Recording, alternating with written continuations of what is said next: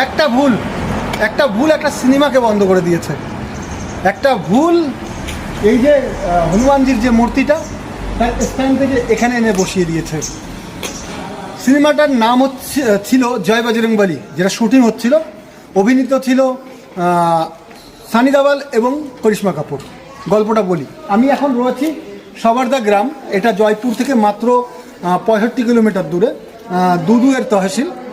তো এই যে মূর্তিটা দেখতে পাচ্ছেন, জয় বজরংবলীর মূর্তি, হনুমানজির যে মূর্তি দেখছেন, এই মূর্তিটা অ্যাকচুয়ালি বানানো হয়েছিল একটা সিনেমার শুটিংয়ের জন্য।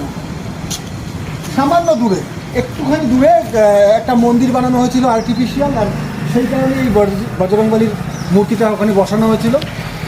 কিন্তু বাদ সাধলো সেখানে, মানে শুটিং প্রায় চলছে, অনেকটাই হয়ে গেছে, বাদ সাধলো সেখানে। এখানে নারায়ণা বলে একটা রেলওয়ে স্টেশন আছে, ওখানে শুটিং চলাকালীন রেলওয়ে ডিপার্টমেন্টের কাছ থেকে কোনো মানে পারমিশন ছাড়াই তারা ট্রেনটাকে দাঁড় করিয়ে দেয়। আর ট্রেনটা দাঁড় করিয়ে দেওয়ার কারণে রেলওয়ে ডিপার্টমেন্ট তাদের উপরে কেস করে দেয়, আর ওখানেই তাদের শুটিংটা পোস্টপোন করতে হয়।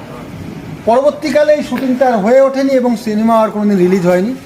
আর গ্রামের মানুষ অবজেকশন করলো যে মূর্তিটা কেন ওই জায়গায় রাখছেন, ওটা তো আর্টিফিশিয়াল, ওটাকে সরিয়ে নেওয়া যাক।